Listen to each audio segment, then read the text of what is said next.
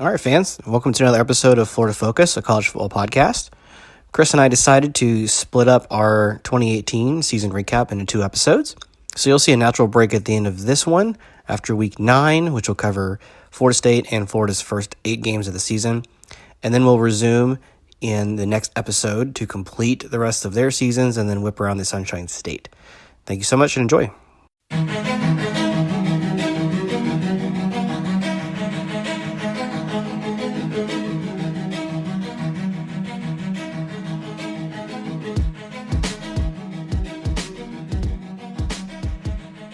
Welcome to Florida Focus, a college football podcast.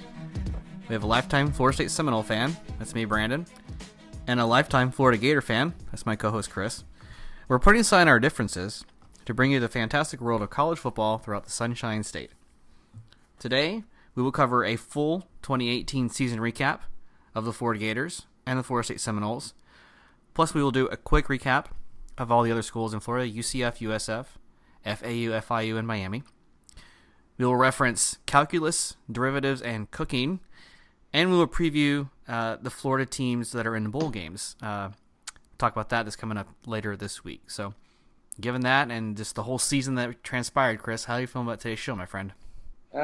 Always good to talk college football, and it's always fun to look back and see how smart you were or how incredibly dumb you were. So let's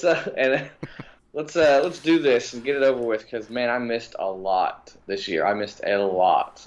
Well, it's there's just, when you come to predictions, there's just they are by definition something you don't know, and I was certainly kind of surprised at how close I got on some things, and yeah, with your comments on just how under much you sold the Gators and how surprisingly well they did. You know, that's, I think you're happy to be wrong. Let's say. Yes, exactly.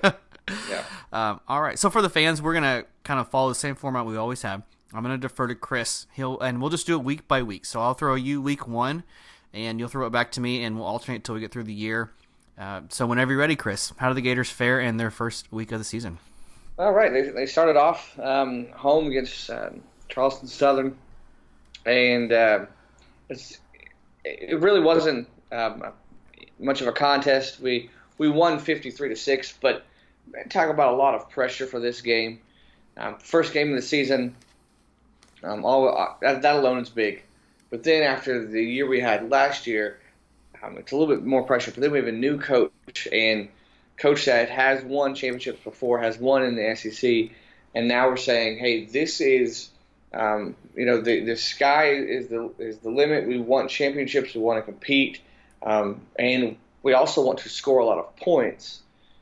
You better do all those things, and you better do it quick. And we did that. We scored 53 points. I know it's it wasn't like it was against Alabama. Don't get me wrong, but it was everything you wanted in that initial game. Handled them pretty easily. We even threw in an old jump pass there for funsies. But the offensive clicking, defense, special teams, everything was clicking, and that's what you wanted. That's how you wanted to start a season and a new era under Mullen. Yeah, that's exactly right. The aspects of that kind of caught my eye was the well-roundedness of the performance that you guys had, namely special teams. But yeah, a whole lot of positive coming out of the first week. Florida State, however, did not have that positive outcome.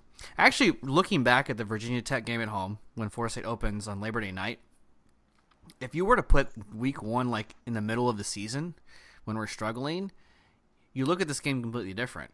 Yeah. Where you're thinking, okay, man, there's a lot of problems going on with Florida State and a lot of things to correct. But since it's week 1, starting off the Taggart era, you're the only game on. You got Bobby Bowden and Frank Beamer at this game. You're retiring Peter Warwick's jersey. I think, unfortunately, Florida State fans forgave FSU of a lot of really bad things. Yeah. You have a really good defensive performance, and you only give up 17 points on defense, and then a 7 points on special teams, on the blocked punt, which, by the way, I kind of rewatched, and I would love an explanation from referees. Looking up the actual rule, the player that tackled Logan Tyler, the punter, was not the player who blocked the punt. According to the rules, only the player who hits the ball or blocks the kick is allowed to do that. Right. So I would welcome any ACC referee on the show to explain why it wasn't called that way. And as we talked about in the instant recap, that's what defined the entire momentum of the game and ended up losing for Florida State. Yeah. Yep. So yeah, you invested a lot of time in this game and you come up empty. It's certainly a hard way to start the season off. No touchdowns at home. End up losing 24-3. And it's pretty sad to come out after this. In fact, there were players actually crying at the end of this game. Yeah. So preseason I had us winning this game by 6, 37-31. And now you have me... Well, I started off 0-1 in my predictions because the Noles did not come up performing well. Yeah, and you kind of saw just glimpses of things to come, especially in the secondary. Not so much, Vodtech didn't like throw it up and down the field, but the jump balls in the end zone, Florida State lost those battles, and that tended to be a trend throughout the rest of the season. Yeah, and I mean...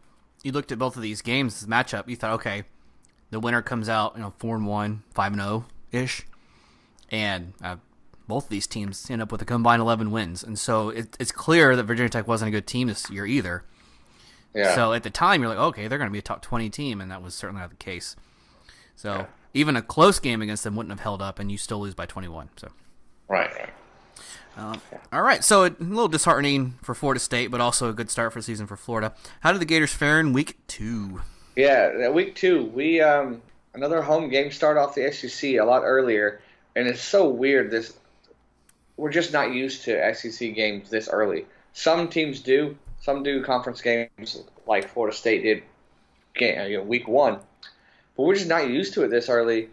Florida's not, and we're playing Kentucky, and we've beaten them 30-something odd years, and you think it's going to be another one. But this was like their breakout game.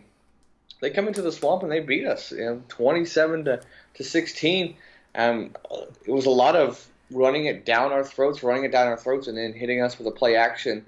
Our inexperienced secondary, they became more experienced as the season went on, obviously, but at that point, especially the safeties, were inexperienced, and they got beat.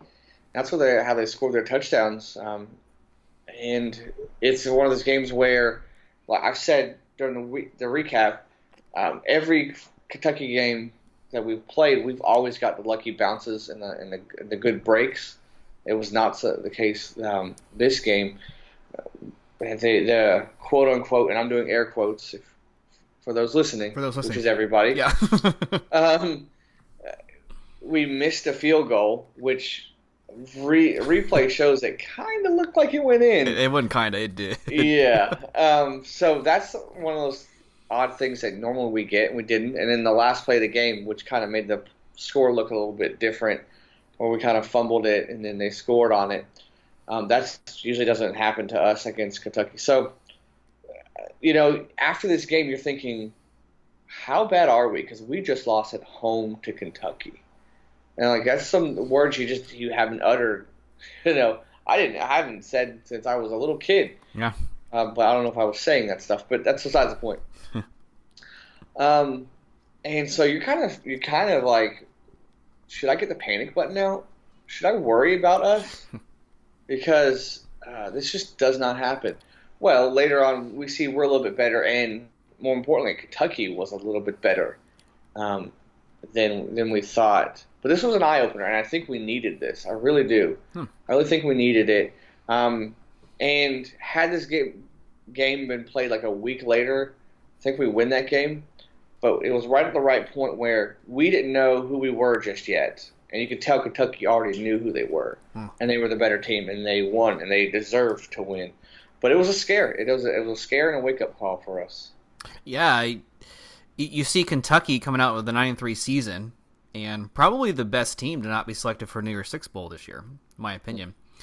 They come out and they go into November with a chance to win the SEC East. No one ever probably would have predicted that. You think you have a dual-threat quarterback coming in, and you have a pretty decent offense to finally complement a Stoops defense. And, maybe sure they can go 7-8 wins. But, you didn't think this would happen coming out of the gate. So, good for Kentucky. I know you won't say that, but I will. Yeah. And to have the season they did, but they also still did have their random losses, like they lost to Tennessee. Yeah. They lost to Georgia, and then I forget who else they slipped to, but A&M earlier. Okay, yeah, it's a very interesting point that you made about this type of year, the type of the year it fell. You're right. Probably if it falls in week 3 or 4, probably not an issue for the Gators, but interesting. Okay, well, but yeah, I picked the Gators to win that one, so 1-1. 1-1. Okay. Well, Brandon's 1-1, but it certainly wasn't comfortable because Florida State hosted Samford, and I did predict you need to watch out for this game because of the turnaround time from Vautech. Right. I said after 5 days, these guys are going to be tired. And sure enough, it showed because we didn't take a lead till about, 4 minutes left in the game. Mm-hmm. Very sluggish start. We gave up 475 passing yards, but did get 4 interceptions because that's just how much Samford throws the ball. Devlin Hodges, by the way, is quite possibly an NFL prospect going into the draft this year. So the quarterback for that team had a really good season and had a really good career. And that's what you kind of expected coming into this game, at least for people that would have followed it. For anyone that didn't, I mean, it's understandable. How would you know anything about Samford? But we needed a late pick 6 to win. We had continued missed field goals and lost fumbles in this game. We did come out with a win 36-26, but preseason I predicted us to win 47-7. So you come out in a game and you're like, well, this is not comfortable. And we came on after this week and we're like, okay, there's only one panic button. Who gets it, the Gators or the Noles? It turns out I should have fought you much harder for it. We needed it way more than you did. Yeah. I like that. Fighting someone for a panic button. Yep. Should have sounded it right then. So that puts me at 1-1 as well after week 2. Week 3. All right, yeah, the Gators, again, starting 3 games off in the swamp, hosted Colorado State. And this was one of those games where you're like, all right, we'll see how bad we really are. We'll see. Because Colorado State, they weren't good at all going into this. But they had just had like a comeback the week before. And you just come off a home loss. So you're kind of worried, and it was kind of touch and go a little bit, but then the floodgates open, and we handle our business 48-10. The story of the game of this one was our special teams. You got a block punt, you got a punt return for a touchdown. Swain made some really big plays in this game, and you kind of get some breathing room because after Kentucky lost, you start counting the games like, okay, are we going to win enough to make a bowl? And you really need this. You need this for confidence. You need this for bowl. You need this just to make sure. Because, again, we don't know how good Kentucky was at this point. Yeah. And so getting this under our belt, getting another win, felt good. And to see, hey, we can win with special teams. And you can that's an option for us to win a ball game. So that felt good and really got us back on track. Wow. I just, real quickly, a side note, it's so crazy to think that both of our programs, at least the last 3 seasons, have had to count games and be like, do we have enough to get to a bowl? Yeah. Given where our programs have been, it's a very different setting. Yeah. Isn't it? Because, like, even in 2016, not to tangent too far for this, Florida State loses a miserable game to Louisville on the road. Like, gave up 63 points, one of the worst losses in school history. And you have another loss against UNC, and you're like, okay, we're 3-2. We were really struggling against Miami. We finally get the block at the Rock. Yes, it has a name. We blocked the extra point, and we win by 1 point, and then it turns our season around. The only loss the rest of the year was at Clemson at home, excuse me. And we ended up going 9-3 and won the Orange Bowl. But at that point, it looked pretty precarious. And then the next 2 seasons, that was the same exact thing. So it's crazy to think that the Gators kind of had the same sentiment. Yeah. We even back 2013, maybe even further, where you're like, man, we had years we won 4-7 or 4 or 5 wins, and you're right. You were absolutely right to think that. With 3 weeks in, you're like, okay, where are those 6 wins going to come? Right.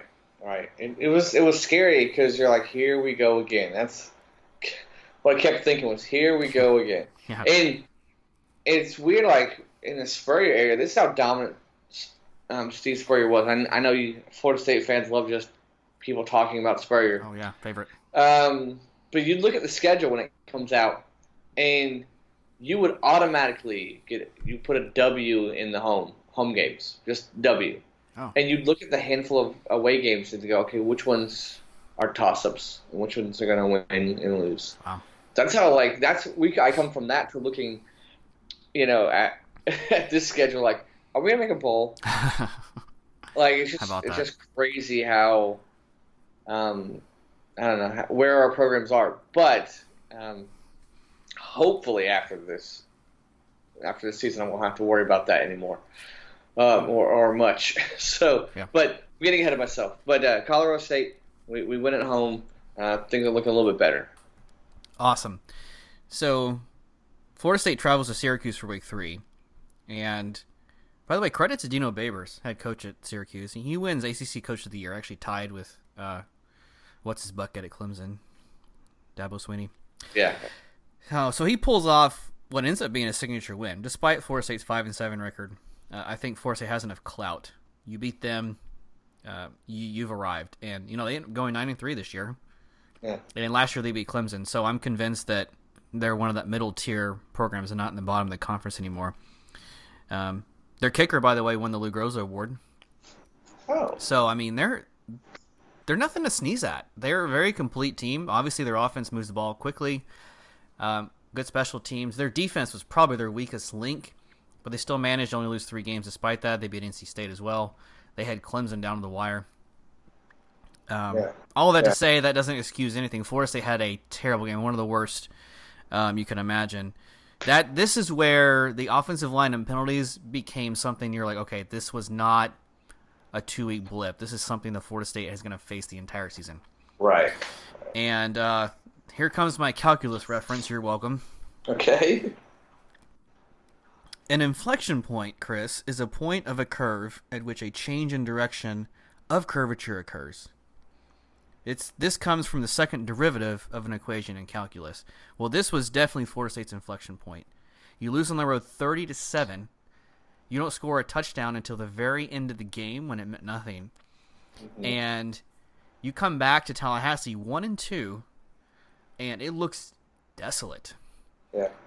Noel Nation, and even like Danny Cannell, former quarterback of Florida State, and now with media, he posted a Twitter video as soon as the game ended, like, Noel fans, do not give up. This is going to happen. They're going to bounce back from this. They care about wins and losses. This will not be acceptable, and they're going to work harder. And then this is when we had the players-only meeting, which is basically like a death sentence, as we all know. But yeah, preseason I had us winning this game 37-27, and so that puts me at 1-2 on the season after this week. Right. Yeah, I think after week 3, I'm 2-1. Yeah, 2-1. Yep. Yeah. So going into week 4, how did the Gators fare there?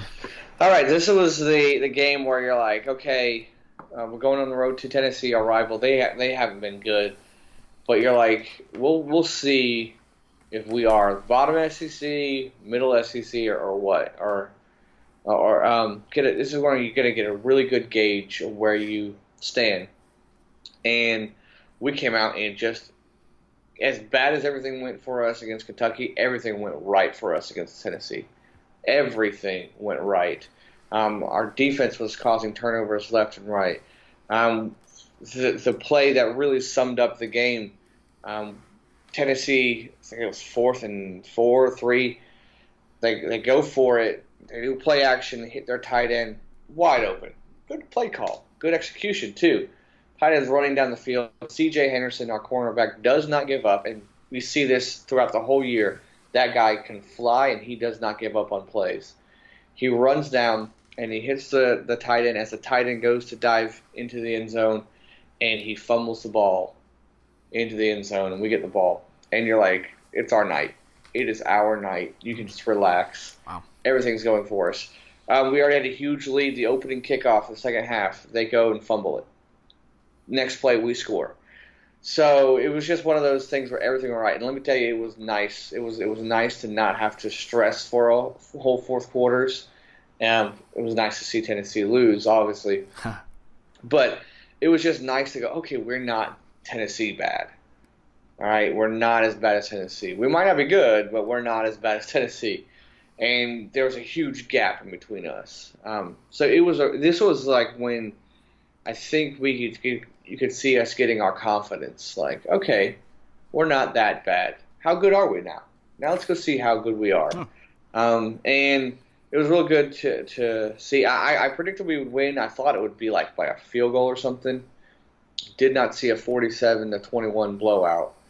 But it was good to see us go on the road against a rival and just quiet them, send them home early, don't have to worry about it. It was nice, it was a good feeling because it just didn't happen for a couple of years. Okay. All right. Well, good take from your side, too. I didn't really feel all the emotion from it until now. That's a very good synopsis. Yeah. Tennessee's, they're rounding the corner, but, 5-7 season. They do have a signature win over Kentucky, so maybe they can build on that. Yeah, that's something they've done this year that we did not do. So yeah, but again, like they got better as the season went on, and we were starting to find ourselves, and they had no clue what they were doing at that point in the season. Very good observation. All right, quick question, Chris: how many conference champions did the Gators beat this year? Conference champions? 0? I believe it's 0. Yes. Yeah. How many conference champions did Florida State beat this year? Oh. 2. The answer is 1. Oh, okay. We beat the NIU Salukis in week 4. Did I get Salukis right? Close enough. Yeah. I'll let the fans correct us on that. Yeah. I don't care enough to know. This is the second time we beat them. That's fine. But they ended up winning the MAC championship with a grand record of 8-5. So they pulled an upset in the title game against Buffalo. So good for them. Yeah. But yeah, we got lucky in some plays in this game.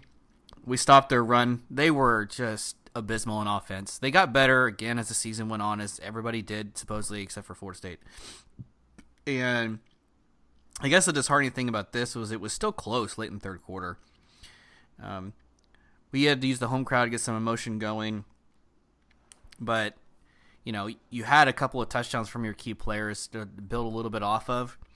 So preseason, I predicted a 31-20 win. It's actually pretty close. We won 37-19. Yeah. So that puts me at 2-2 in the season. But yeah, it was not a pretty win, I would say, but it was a necessary win, and the Noles got it. Yeah. So definitely needed that. Yeah. Definitely needed that one. All right. Well, that seals up the first month going into week 5 for the Gators. Yes. We went on the road to Mississippi State, Dan Mullen's old stomping ground, and this is a game where I thought that just everything was just against us with road West games. With we have their old coach. We're not as familiar with them, but Gators, they talk about a dominating defensive performance. We ended up winning this game 13-6, a low-scoring game.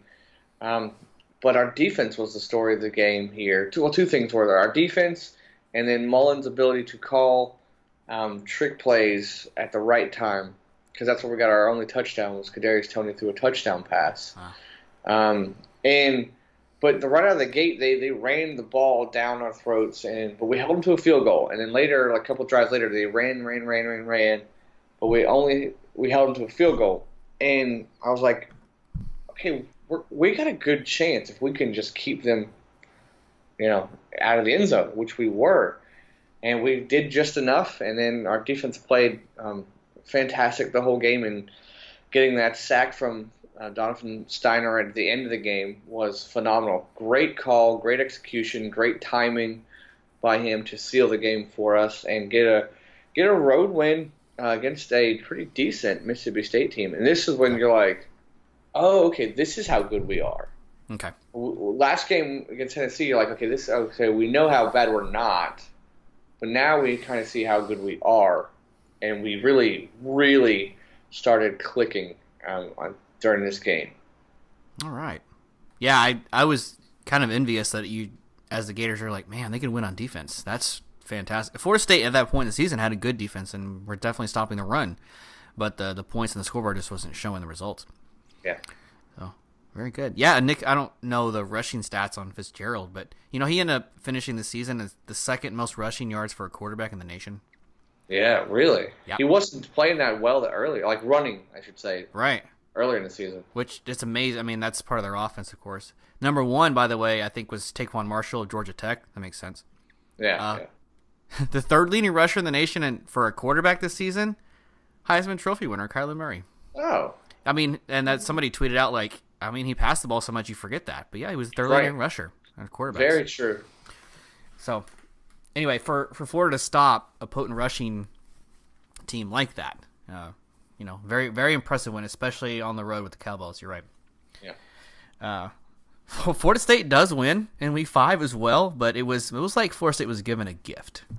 The woes continued on the road at Louisville. The passing game really started to emerge this week, and it could be two things going on here. Number 1, the rushing attack just simply wasn't there, so we passed out of necessity. But number 2, I really think this is the game where Taggart kind of knew the personnel he had and said, I'm going to have to change my play calling the rest of the year. And that's where this one kind of showed it for me. We were already calculating the wins, and the season would have tanked if we would have come out flat and lost this game to Louisville. And we didn't play better than Louisville. You had asked me during that week's episode, did Louisville lose or did Florida State win? And I was like, no. Florida State won. They took advantage of it. I've changed my mind since. Louisville just lost this game. I looked at all the stats and just some of the highlights. I was like, no. The decision to pass was just completely absurd. Right. However, Louisville did this all season. They ended up going winless in the ACC, which is awful, and probably the worst team in the conference. I guess you could argue North Carolina with just one conference win against Pitt, who they always seem to beat, but then lost to everybody else. Yeah. Either way, both of those two teams got their coach fired. So I predicted preseason a win here. I predicted 31-28, and we win 28-24. Okay. So that put me at 3-2 so far. 3-2. Yeah. I think I'm the same. Cool. Same. Well, yours is about to go worse. I know that. Mine kind of stabilized, unfortunately. The good worse. Yeah. So I think we're at week 6 now. Yeah. This is home game against LSU, and I think they were ranked number 5 at the time. Oh yeah. And we're feeling pretty good. And I give you credit. You said we were going to win this game. You said that we had. I said I figured we were going to be close, but I didn't think we were going to pull it out. And we did. We did. We beat them 27-19. And this is one of those back and forth. And they came out scoring pretty early, but we saw throughout this game that our offense was able to respond when needed to. And something you just did not see with McElwain. When you needed to score, when you needed to respond, it probably wasn't going to happen. And even with Muschamp, too, it just was not going to happen. But you're seeing this with Mullen throughout the year. Whenever you get hit in the mouth, we had a really good chance of hitting back, and especially in this game. And I was real proud of our guys for doing that. And our defense coming up with that pick 6 to seal it really got us excited and really put us on the map for the season nationally, and really jumped us up in the polls, and everyone started to notice us after this game. Yeah, I couldn't agree more. LSU had jumped probably too high at the point, but also it turned out probably the pollsters rarely was actually ahead of their game on this one, because LSU did end up being that good this year. Yeah. So that was the signature win. Was that Florida's best win of the year? Right? Yeah, you'd have to. Yeah. Okay. I mean, Mississippi State would be the other one, so yeah. Yeah, okay. Good point. LSU, by the way, gets the circuit of Florida. They played Miami to open the year. They win. They play the Gators, and now they're playing UCF in the Fiesta Bowl. Okay. So let's see if they come up with a winning record. It'll all hinge on the Knights. So that'll be very interesting. Yeah, very, very good win, and Florida played a complete game there. Very impressive to see. Yeah, I that's a good way to put it. It was complete. Yeah, I agree. And I got permission to do this. Our mutual friend Jared, who was a guest on our show, and I'll put in the show notes which episode that was. I can't remember off the top of my head. He also gave me permission to give out his Twitter handle, which I will do now. And okay. At JRad Hallelujah. He mentioned a point to me about this game. He said, with the way Florida called for, was it a blue out? All blue? Yeah. With the way that Tim Tebow was there being honored, with the way they were hyping up the game, he said, at this point, if the Gators lose this game, the season's done. Yeah. The way it was being pitched and hyped up, it was a must-win in the Swamp. So, Gators delivered. Yeah. I'm glad because it's a good point. And it kind of reminds you a little bit about Florida State's opening game. Yeah, there you go. All the stuff and pressure. And we came out flat, and then it changed the whole year. Absolutely. Yeah. All right. Well, actually, we played a rival that same week. We traveled to Miami. So a couple of things about the Miami rivalry game, and we'll eventually get to this. We keep teasing it over and over, and we'll finally get to it one day, the teams we hate. For me, it's Miami number... Fooled you. Not going to tell you. I was about to say... I was about to cut you off. I was just about to say, don't say anything. It's like... So, let's just say it's just never fun playing them because of their team. And then this game built up all those expectations. We got into a little scuffle before the game even started. But a few things always comforted me going into this matchup. Since 2010, Miami was 39-13 before they played Florida State. And after they played Florida State, win or lose, they were 26-23. Just above 500 barely, which means that whatever the outcome of this game ends up being, they are not the same team after they play us. Yeah. Well, that proved to be true this year. Miami squeaks out a 1-point victory, 28-27, but they end up losing 4 games in a row after this game. So, I would say looking back on this one, this was probably the best first half Florida State played all year. They take a huge lead. We're up 20-7 after early third quarter punt return for a touchdown by DJ Matthews. And then the wheels came off. The turnovers started happening. The offensive line started getting killed. Started giving up sacks, started getting negative plays. And it's unfortunate, of course. The effect that it has on Miami is kind of funny, but the effect it had on Florida State was kind of unknown at the time. We weren't really sure how they would bounce back from this, knowing the very difficult schedule ahead. So, anyway, preseason, I had us losing this game 31-27. And we ended up losing 28-27. So actually, I'll have to correct myself. That's the closest prediction I've had so far. Only 3 points off. But that puts me at 4-2 on the season overall. Okay. I thought once Florida State played them that close that they were going to get things turned around. I really did. So I was shocked that they didn't. That's a good point. Good point. Yeah. Hard to say. It's really hard to know.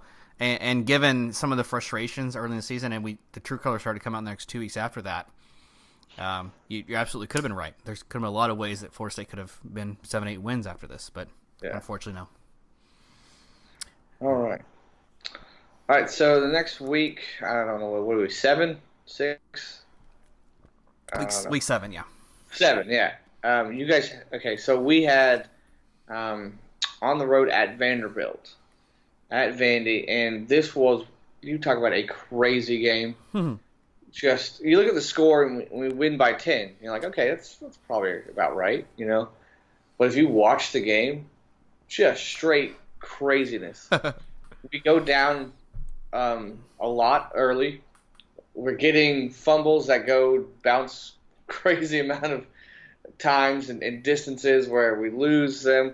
A brawl almost breaks out between our coaches, and you're just like, what is going on? Is this okay? I remember being so frustrated and so like almost angry because we played so well for 3 weeks straight, and then we go on and we're just looking embarrassed. But the second half, like I said at the time, if you again watch the game and you look past all the craziness, if we're to stop turning the ball over, we are running the ball at will, and if you don't look at the near fight, we're still dominating them on offense.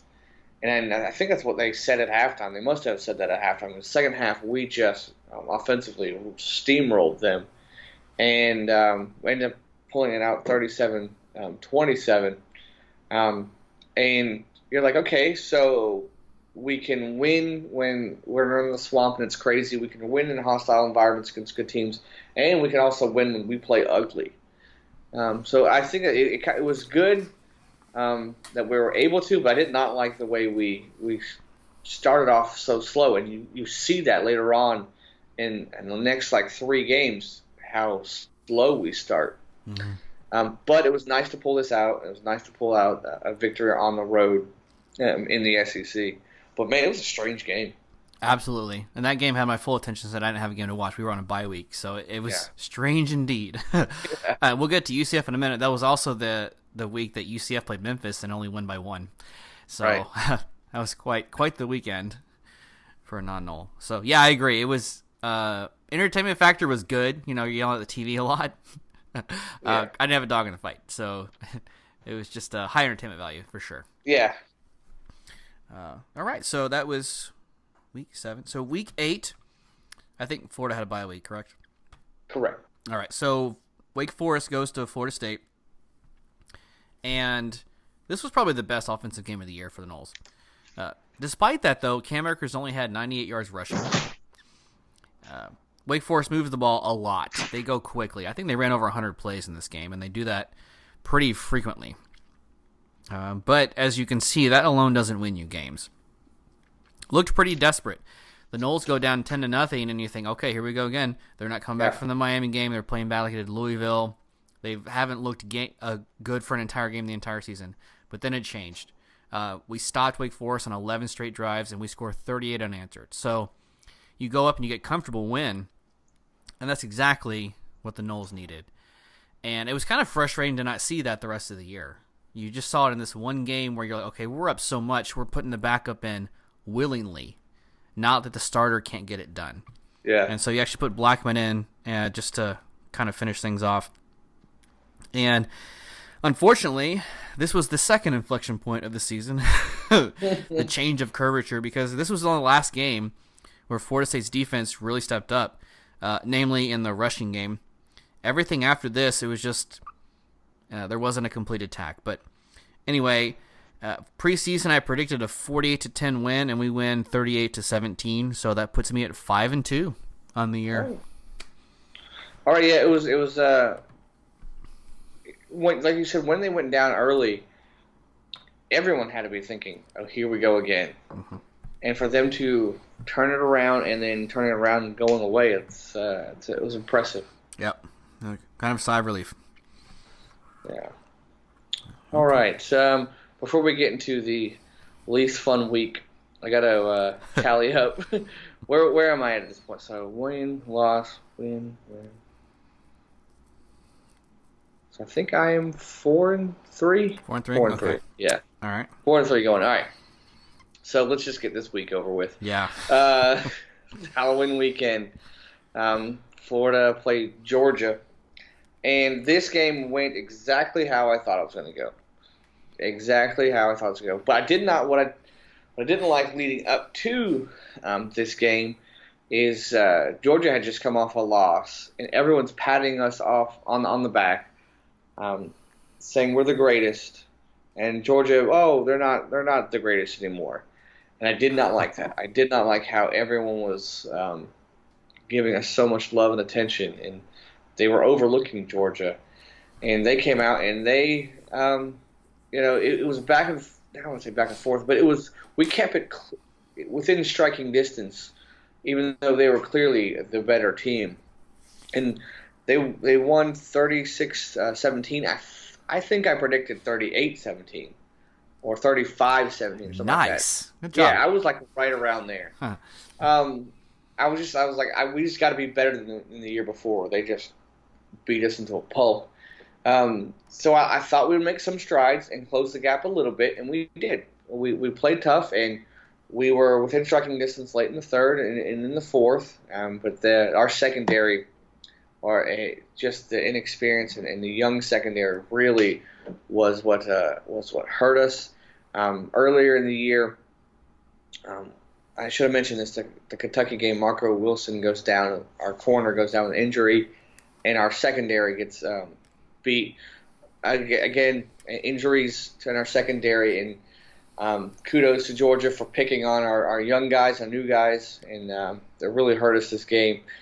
But I did see this coming, and I did like how we didn't just roll over like the teams had done in the past.